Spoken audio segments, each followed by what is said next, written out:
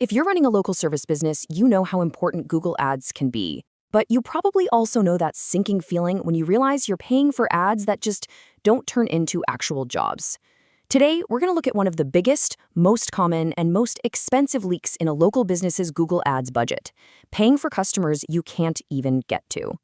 So, does this sound familiar? The phone rings, and it's a new lead from a Google ad. You get that little jolt of excitement, but then you find out they're 50 miles away, in a town you don't even service. It's more than just a waste of your time. Every single one of those calls is real money, your money spent to get a customer you can't possibly help. If that scenario hits a little too close to home, then yeah, your Google Ads budget is almost certainly leaking. You're paying for clicks and calls from people way outside your service area. So let's get into exactly why this happens and, way more importantly, how you can put a stop to it. Okay, so the root of this whole problem usually comes down to one little hidden setting inside your Google Ads campaign.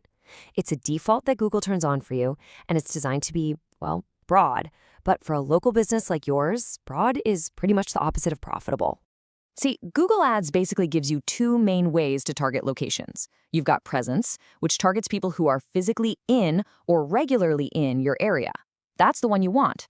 But Google's default setting is presence or interest. And that tiny little phrase, or interest, that's exactly where your budget starts to spring a leak. So what on earth does interest even mean here? Well, it means someone who isn't anywhere near your service area can still see your ad just because they typed your city into their search. Maybe they're planning on moving there eventually, or maybe they're helping out a relative who lives in your town. Whatever the reason, they can't hire you right now, but you still paid for their click. And that's a classic case of wasted ad spend.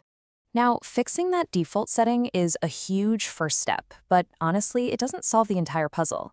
The next really common mistake is all about how businesses define their service area in the first place. The easiest thing to do is just to drop a pin on a map and draw, say, a 20-mile circle around it. It's simple, for sure, but it's also kind of lazy and really inefficient. Your actual service area, the one that's defined by real-world things like travel time, job profitability, and geography, it's almost never a perfect circle. Just think about it for a second.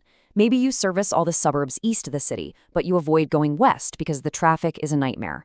Maybe there's a river you just don't cross, or you avoid downtown jobs because parking is impossible. A simple radius circle doesn't understand any of those real-world boundaries, which means you're still paying to show ads in places you have no intention of working. So if the default settings are way too broad and a simple radius is just too clumsy, what's the answer? Well, the solution is to think less about targeting and more about containment. It's time to build what I call a digital fence around your actual service area. Building this digital fence really comes down to three key layers. First, you target with precision. Second, you exclude aggressively. And third, you filter with smart keywords. Let's break down what each of those means. Okay, target with precision. This just means you ditch that clumsy radius circle. Instead, you build your service area like a mosaic, piece by piece, using postal codes. You can literally handpick the exact zip codes you want to work in, creating this custom shape that perfectly matches where your best, most profitable jobs are located. Now, this next step is the one almost everyone misses. It's not enough to tell Google where you do want your ads to show up. You have to be just as aggressive, if not more so, in telling it where you don't. This means you actively go in and exclude the neighboring towns, the surrounding counties, and maybe even the entire rest of the state that you don't service. This is what builds the strong outer wall of your digital fence. So, why go through all this trouble? Why does it even matter? Because when you finally stop wasting money on all the wrong clicks, you can invest that same money into attracting the right ones.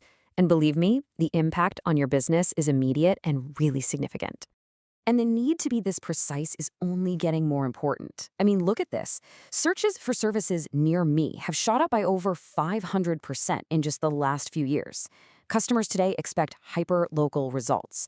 When you build that digital fence, you're not just saving money. You're perfectly lining up your business with exactly what modern customers are already looking for. The result of building this digital fence is that all these great things start to happen for your business. You immediately stop wasting money on irrelevant clicks. The leads that do come through are much, much higher quality. Your team saves a ton of time on the phone not having to disqualify people. And you get cleaner data to see what's really working, which all leads to booking more of the profitable jobs you actually want.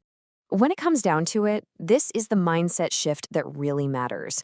The goal of Google Ads for a local business isn't to get the most clicks, it's to get the right clicks. Clicks from potential customers who are inside your service area and are ready to book a job. That simple shift in thinking is the absolute key to a profitable campaign. So there you have it. That's why getting your location targeting right isn't just a small tweak. It's absolutely essential for local businesses.